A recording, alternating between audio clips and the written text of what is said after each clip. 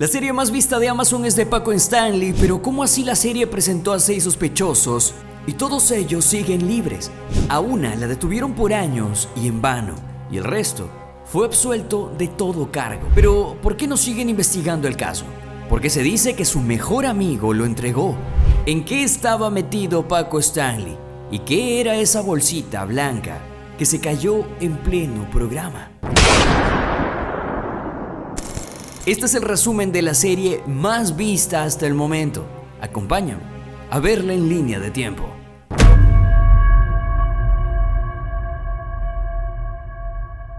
México es tendencia por la producción más vista en la historia de Prime Video, que supo darle el clavo con uno de los casos más inexplicables e intrigantes que envuelven al carismático conductor Paco Stanley, que perdió la vida de una forma tan poco humana mientras esperaba afuera del restaurante a su compañero Mario Besares. La serie ¿Quién lo mató? Tiene 6 episodios donde narra las presuntas implicaciones de 5 personajes claves que fueron señalados como parte del ataque. Uno de ellos es Mario Besares, Paola Duarte, Brenda Besares, Benito Castro y Jorge Gil, que fueron puestos en esta serie, y agárrense porque todo lo dicho aquí se basa en sus declaraciones hechas ante la justicia. ¿Quién de ellos fue? ¿O acaso todo lo armó el procurador Samuel Villar? Alerta spoiler porque Línea de Tiempo te trae el resumen de quién lo mató. Usted dirá, pero ¿por qué tanto escándalo por un hombre de pantalla? Un hombre con nombre conocido y muy querido. La serie comienza con las imágenes reales del funeral de Paco Stanley. Su popularidad era bárbara y su último adiós así lo muestra. Miles de personas abarrotadas por las calles llorando por su abrupta partida. Pero si bien su fallecimiento enlutó a todo México, la pregunta del millón era ¿quién fue?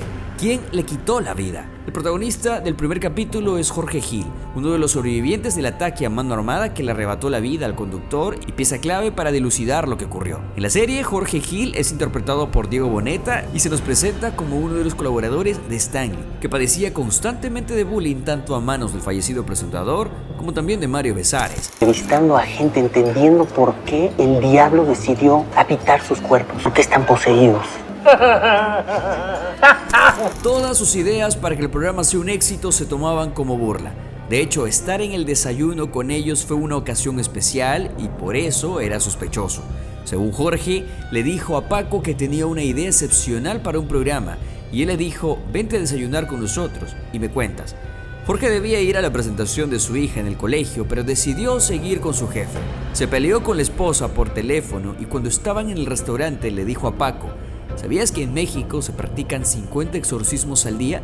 La idea era recorrer el estado entrevistando a la gente entendiendo por qué el diablo decidió habitar sus cuerpos. Claro, todo sonaba irreal y entre burla y burla, a Paco no le pareció descabellada la idea y le dio luz verde.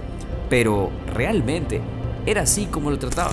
Tullido, a ver, Tullido, hombre, rápido, viene. Jorge empezó su carrera en los medios como locutor de radio, luego desarrollaría habilidades que lo unirían a Paco. Su papel era ser un colaborador multifacético. Apoyaba en la conducción, apareció en la sección humorística así esto implicara que lo hicieran con él y sus segmentos orientados a la investigación. Lo volvieron muy unido a Paco. Así como en la serie, Jorge los acompaña a desayunar en la taquería El Charco de Ranas. Y cuando va, estaban acabando cuenta que Mario Besares, interpretado por Luis Gerardo Méndez, tomó sus muletas y se fue al baño porque le cayó mal la comida. Luego él salió con el conductor y mientras esperaban a su compañero, Paco prendió un cigarrillo, conversaba de los exorcismos cuando hombres encapuchados aparecieron y lanzaron disparos a diestra y siniestra. Después se acercaron a Stanley para rematar su misión. El resto ya todos lo saben, Jorge Gil recibió disparos en la pierna pero sobrevivió al ataque. Quedó tan conmocionado por el revuelo de la noticia que se alejó del ojo público por un tiempo. Un año más tarde publicaría el libro Mi Verdad, en donde narra con mayor detalle lo sucedido y sus sospechas sobre Mario Besares, pues ir al baño lo vio como una manera muy conveniente durante el atentado. Pero aquí la cereza de Jorge es todo lo que le dice al procurador inspirado en Samuel del Villar, quien en ese entonces era titular de la Procuraduría General de la Justicia del Distrito Federal. Bueno, a él entre tira y afloja le empieza a contar detalles que le ayudarían a construir el caso. Lo primero fue que ese día del atentado se acerca al camerino de Paco Stanley para avisarle que ya era hora de salir y le escucha decirle a Mario Besares que no dejaran que le viera la cara.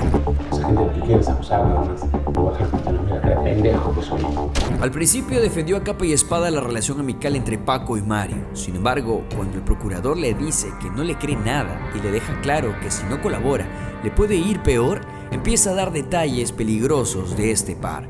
Por ejemplo, ese día antes de desayunar los acompañó a recoger sus permisos para portar arma y hasta Paco le apuntó con una de ellas y eso lo asustó. Otra cosa que empezó a sospechar fue cuando llamaba a Mario por teléfono y su esposa se lo negaba, pero cuando ambos coincidieron en la escena del crimen, Besares lo abrazó como si no estuviesen distanciados, algo que le pareció bastante sospechoso.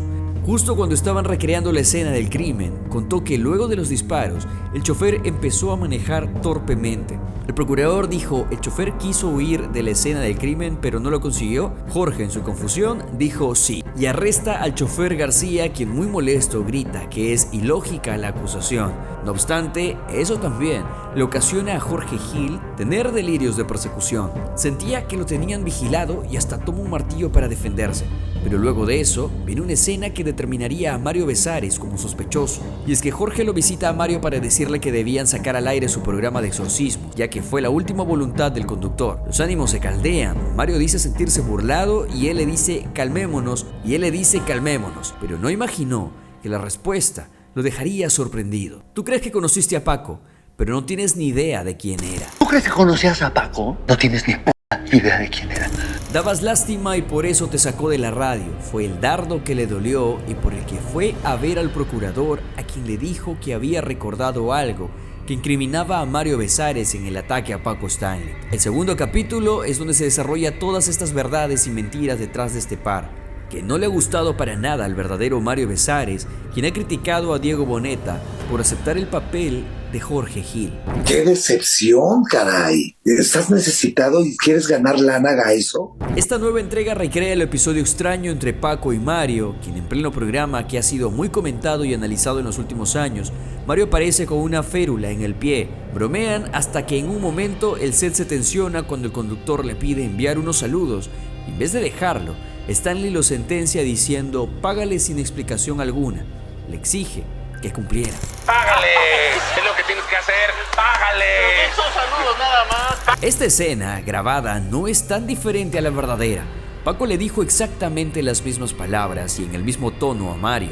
Es más, fíjate que a los minutos, Mario, cansado de ser humillado frente a las pantallas, se lo enfrenta, lo mira fijamente y le advierte. Con los papeles no, ¿ok? ¡Págales! Mira, Francisco, con los papeles no. Ni tan alejada de la realidad, pues el mismo enfrentamiento se vivió en el último programa del 7 de junio de 1999. Con los papeles no, ¿ok? Mira, Francisco, con los papeles no. La participación de Luis Gerardo Méndez como Mario Besares fue criticada, pues dicen que pone el mismo rostro en todos los personajes y exagera algunas características. En cambio, Roberto Duarte, quien le da vida a Paco Stanley, atrapó al público y gustó mucho a la audiencia. Para eso, el histrión se preparó un año y recurrió a profundizar su sentido del humor porque era una característica de Paco, y también afinó la actitud con las mujeres, pues el presentador era un Don Juan y se debía reflejar esa coquetería en pantalla. Aunque lo más sorprendente es que Roberto fue uno de los reporteros principales que cubrió el caso de Paco Stanley.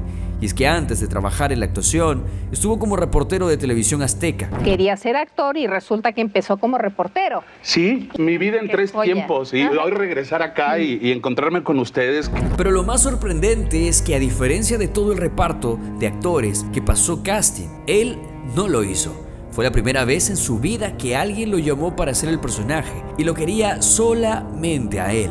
Una tremenda responsabilidad, pues en las biopic de Cantinflas y de Chespirito, los castings han sido abiertos, pero con él hubo esa excepción y todo ocurrió por su personaje de Navarro en la serie Extraño Enemigo, que también la encontramos en Amazon Prime. Como condición de su parte, fuera yo el que interpretara el personaje. ¡Wow! Y fue así de ¿qué? Pero bueno, volviendo a la serie, en el capítulo 2, rememora esta tensión entre ambos y le sigue la detención de Mario en su vivienda, justo cuando le dice a su esposa que no necesitaba un abogado, pues él sabía que era inocente. Señor Mario Rodríguez Besares, indiciado por el homicidio El matrimonio había solicitado una cita extraordinaria para renovar su pasaporte, un hecho que le causó sospechas al procurador, quien solicitó su detención como prevención a una fuga del país. Sin embargo, esto no fue lo que terminó por preocuparle, sino quién estaba detrás de todo, pues su orden de arraigo fue expedida en 15 minutos, algo que normalmente tarda 15 días en hacerlo. ¿Qué personaje tan poderoso podía lograr mover los hilos de la justicia a su favor? Mario, alguien muy grande quiere que estés encerrado, quiere que todo México lo sepa. Se decía que Paco y Mario andaban en cosas chuecas, como por ejemplo los excesos. Al principio Besares negaba firmemente que nunca las había probado hasta que terminó aceptándolo. Incluso contó que una vez Stanley le dijo que quería incluirlo en unos negocios que tenía. El pasar su mayor tiempo del día con el presentador desembocó en graves problemas con su esposa, al punto de agredirla.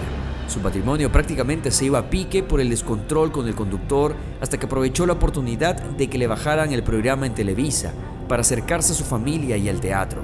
Así estuvo por un tiempo hasta que Paco volvió a buscarlo, y esta vez con una propuesta en TV Azteca. Sin embargo, notó que su amigo ya no era el mismo, estaba irreconocible, pues se relacionaba con personas muy dudosas. Lo vi relacionarse con algunas personas que no le convenían. Sí. Como recordamos en el primer capítulo, Jorge declaró ante el procurador en contra de Mari. Por eso, ambos se someten a un careo.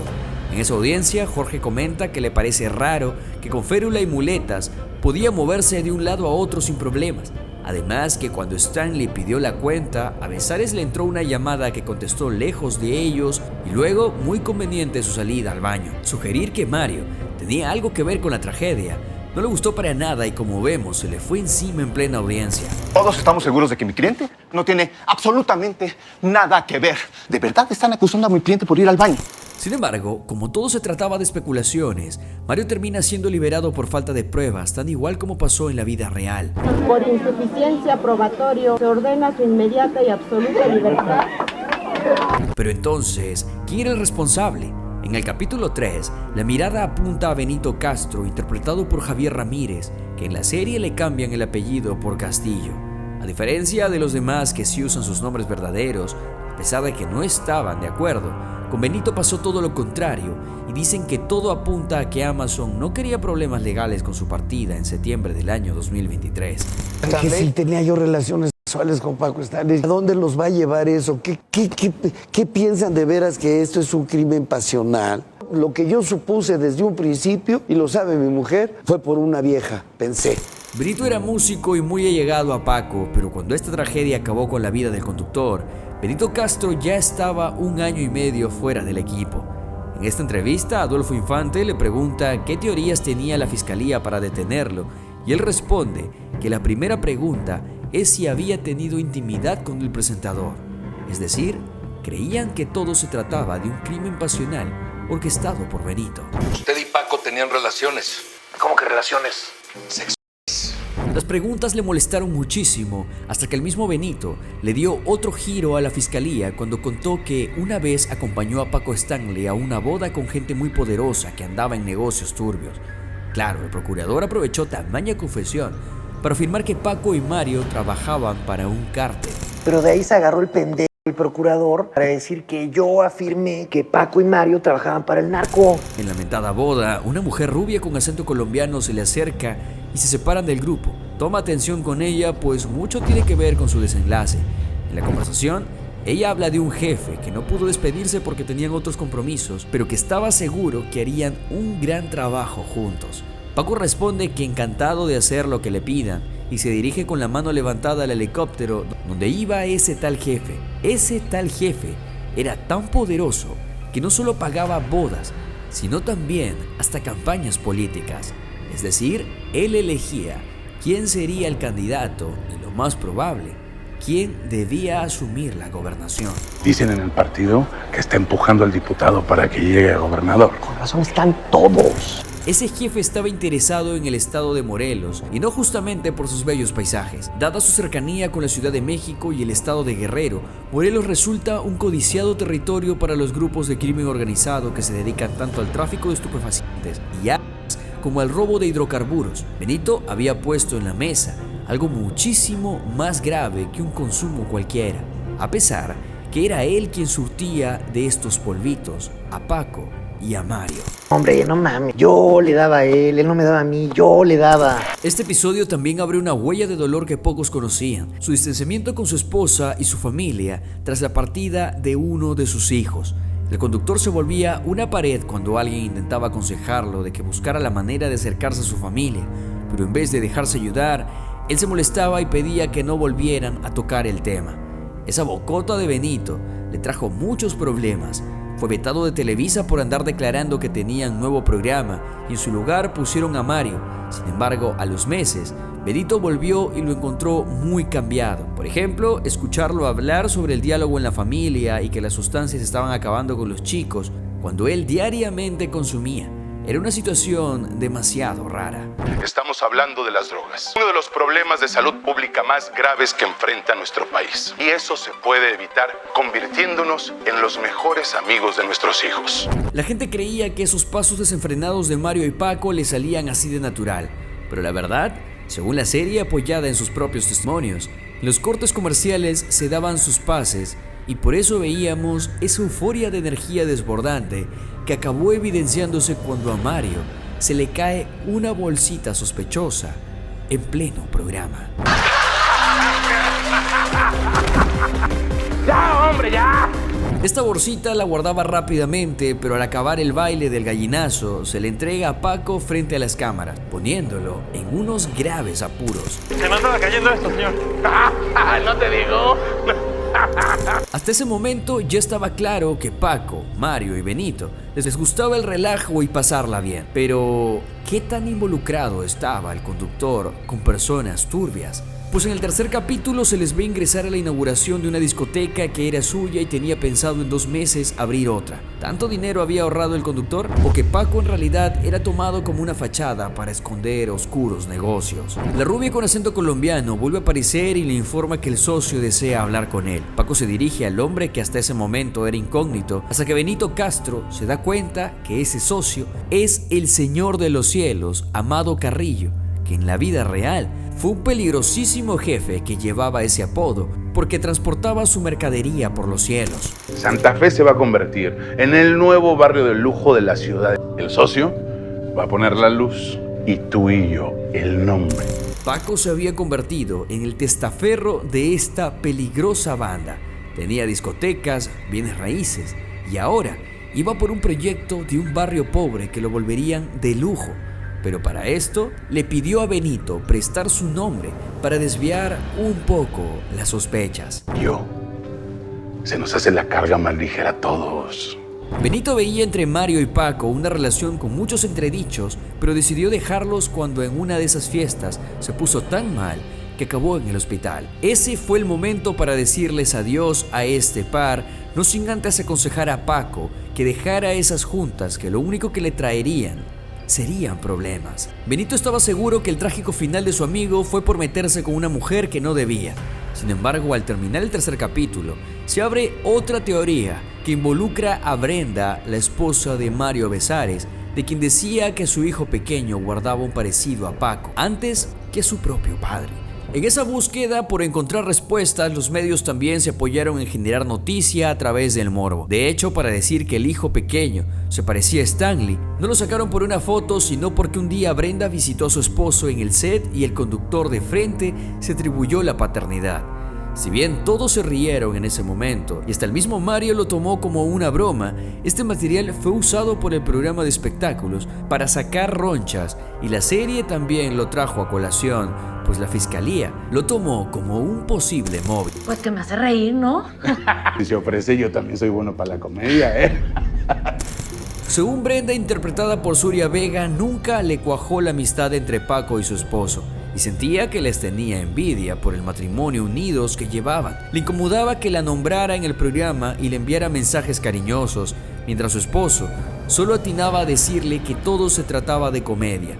No obstante, su momento más desagradable fue el día en el que Brenda llegó con su hijo al set para celebrar el cumpleaños de Mario, sin imaginar que Paco empezaría con un rumor a ciegas, que ese pequeño hijo que están viendo era suyo. ¿Sí o no? De verdad, cheque bien, ¿a quién se parece? Tras los rumores, Brenda salió al frente para defenderse y contó que era como una característica habitual de Paco, dejando claro que no era la única que padecía su humor pesado. También la jefa de decanes del programa, llamada Paola Duarte. Eres mi jefa de decanes y no me has saludado hoy, ¿eh? Así es, señor. Pero ¿por qué Brenda es sospechosa? Desde que Mario trabajó con Paco Stanley, los problemas con Brenda se agudizaron. No podían llegar a consensos y su matrimonio pendía de una cuerda floja. El día en el que ocurrió el ataque, Mario la llamó para avisarle que iban por unos tacos y Paco le quitó el teléfono para hablar con ella. Como siempre, usó términos como mi amor y preciosa. Brenda estaba cansada de lo mismo y explotó y decidió dejar a Mario. Alistó las maletas de sus hijos y cuando abrió la puerta, entró una llamada. Paco había fallecido. Así como Mario Besares y Benito Castillo, Brenda también estaba como sospechosa. Decían que como sufrió el acoso de Paco y que por su culpa su matrimonio peligraba, había tomado la decisión de sacarlo del mapa. La esposa de Besares lo negó rotundamente.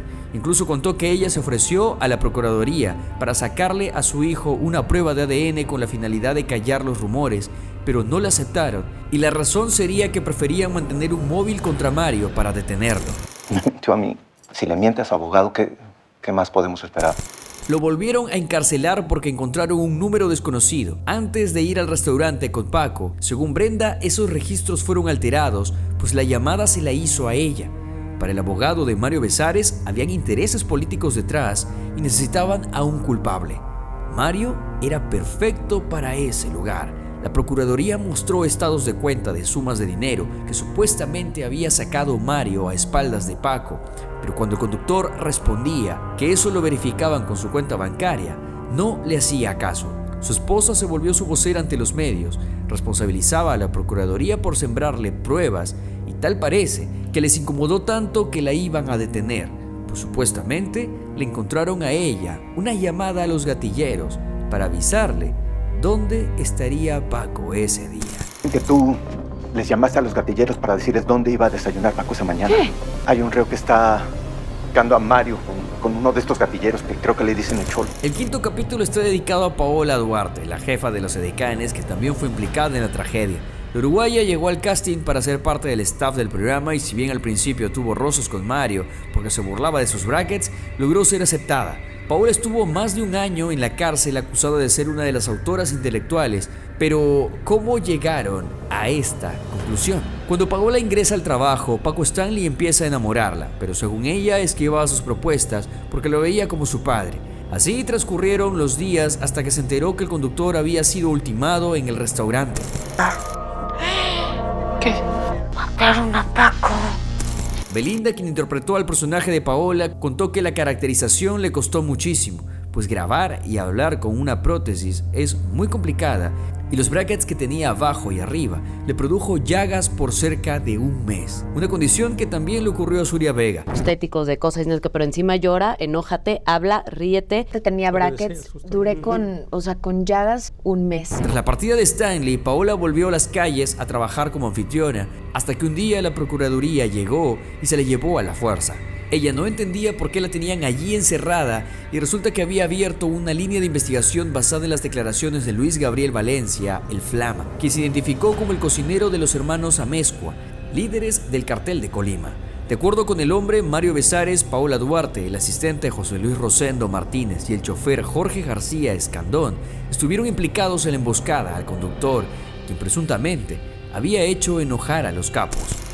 ¿El narco? Él nos dijo que varias veces fuiste al reclusorio con Mario y el cocinero lo confirmó. Querían sacarle la confesión como sea. La Procuraduría le dijo que seguro había intimado con Besares para convencerlo de eliminar a Stanley y así en un 2x3, Paul estaba entre rejas. No tenía dinero para un abogado, así que su única esperanza fue una prima recién egresada en Derecho Mercantil.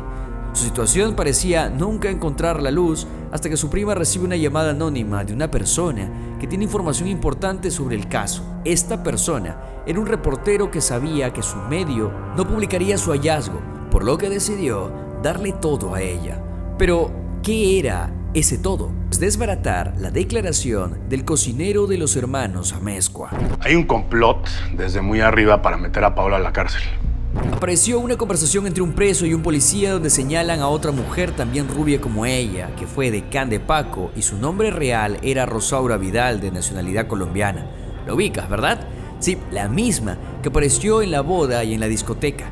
Su pareja estaba en cárcel y lo visitaba con frecuencia. El curso de la investigación debió seguir por allí, pero era más fácil irse por el lado más débil.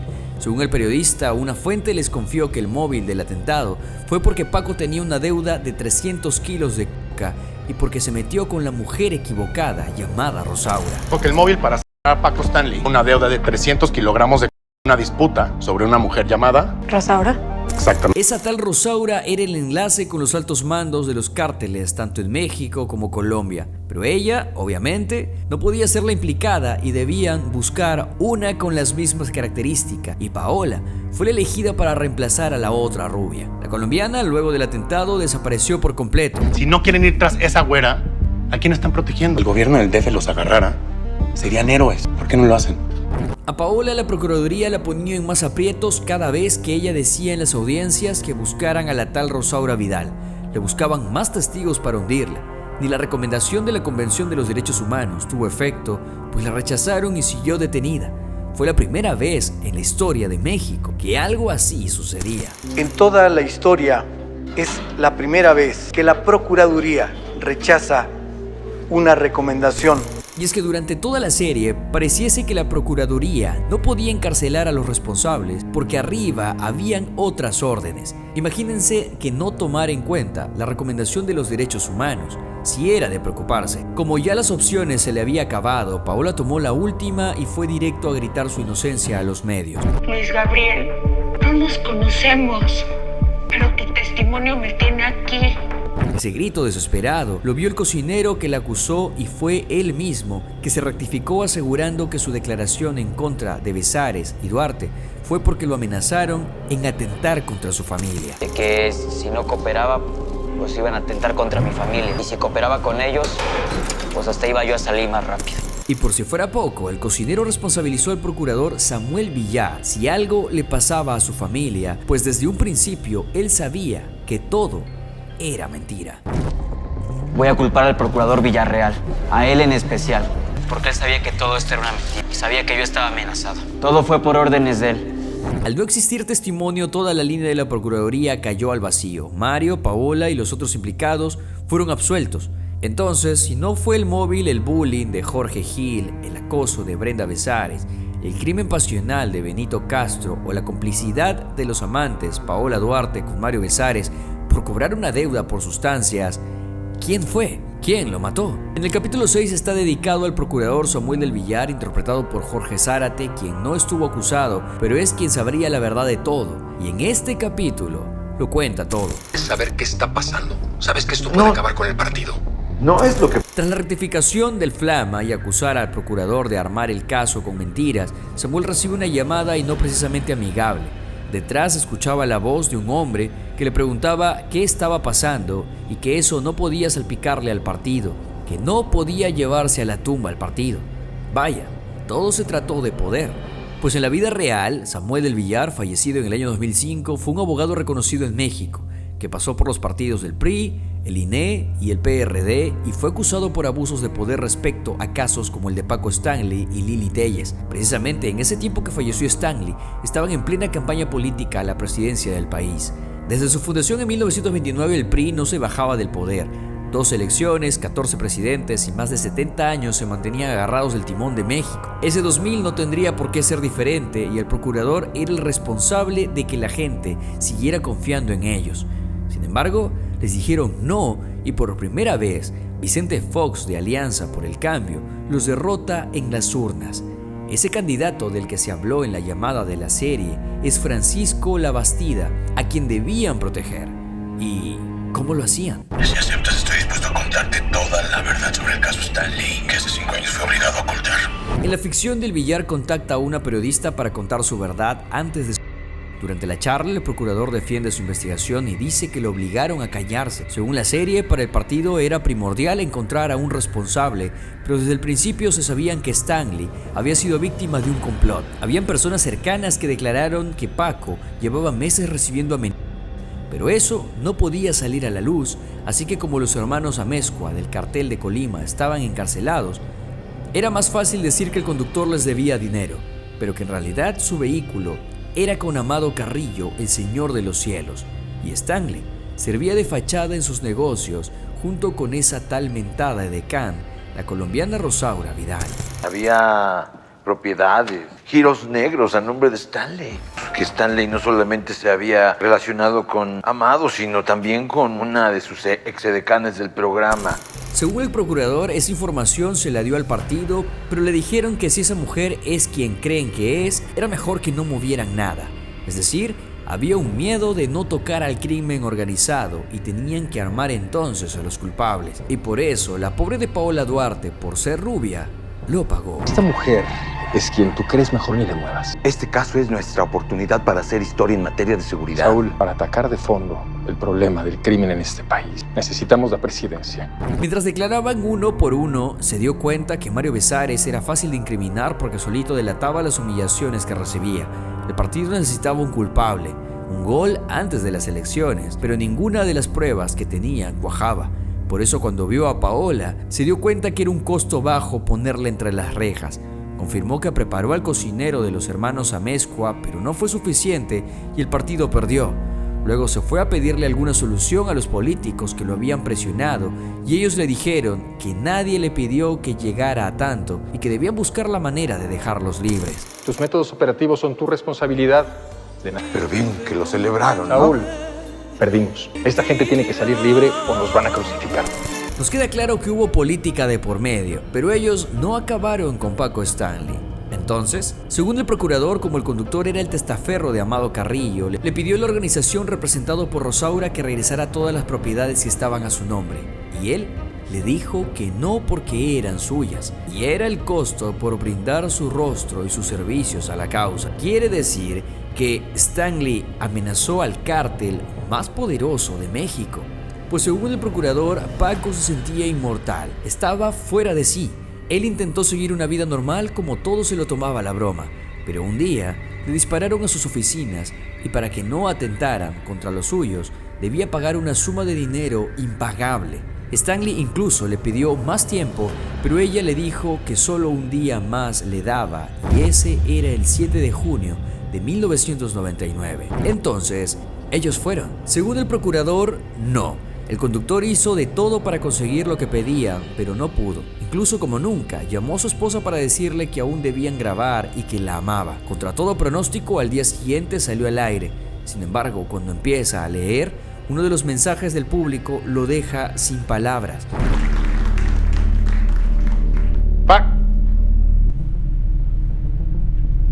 Oigan, como que hace mucho calor, ¿no? Ese mensaje sí ocurrió en la vida real y del mismo modo lo puso en aprietos a Paco Stanley durante el programa. Se aturdió tanto que hasta golpeaba a Mario con los papeles que traía en la mano. Es más, en ese programa se ve cómo sale del set y según el Villar era para llamar a la mujer y decirle que aún no tenía el dinero, pero que podía transferirle todo lo que tenía a su nombre: casas, departamentos, vehículos, todo.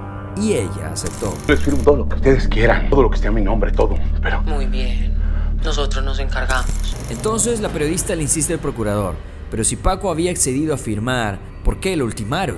Pues según el abogado, Stanley no solo estaba pedido por esa organización, sino por la llamada AAA, o sea, los tres cárteles: los Amezcua, Amado y los Arellano Félix. Hasta ese momento su versión parecía tener cuerpo y forma. Sin embargo, el mismo procurador vuelve a mencionar a Mario Besares y a decir que él fue quien le dio el pitazo a los criminales, pues lo amenazaron en su vehículo. O sea, fue su amigo y compañero quien lo entregó tal y como lo hizo Judas. Y es que para Samuel del Villar, los arellanos con esa acción querían enviar un mensaje de hegemonía criminal para decir: ya llegamos a la ciudad. Decir, ya llegamos a la ciudad y todos los amigos del cártel de Juárez son ahora nuestros enemigos. La conclusión de Villar es que la tragedia de Paco Stanley no fue por ninguna de las teorías anteriores, solo fue el intento de un cártel por demostrar su poder y hacerse notar. Y para eso, debían tomar un pez gordo que desencajara a todo el país y el conductor tenía ese perfil. Pero para la periodista en la ficción, todo se trata de delirios y alucinaciones del procurador, por lo que no le cree nada y se retira. En la última escena se ve cómo es acabado por uno de sus grupos, aunque en la versión oficial falleció a causa de una muerte cerebral derivada de un cáncer. Hasta la fecha, la investigación sigue abierta y no hay culpables. Los verdaderos Mario y Brenda empapelaron la serie para que no saliera a la luz, pero sus intentos fueron en vano. Benito falleció el año pasado y el procurador en 2005. Paola Duarte sigue brindando entrevistas y es ella quien ha contado que Jorge Gil, alejado por completo de la industria, se encuentra hoy en una silla de ruedas y muy mal de salud. Ella sentencia que cuando haces algo mal, la vida no te cobra en el infierno sino en la tierra, y cuando no, te recompensa. En alusión a que Jorge la inculpó pues dijo que la vio nerviosa y ansiosa cuando lo visitó. Está pagando ya con el estar encerrado, no sabemos nada de él. Mi hermano lo vio hace meses en una silla de ruedas, lo vio con la cara así agachado. Espero que te haya gustado este resumen de Paco Stanley en Línea de Tiempo. Si te gustó, dale manito arriba y suscríbete al canal activando la campanita para estar al tanto de otra línea de tiempo como esta. Mi nombre es Carlos y nos vemos. Hasta la próxima.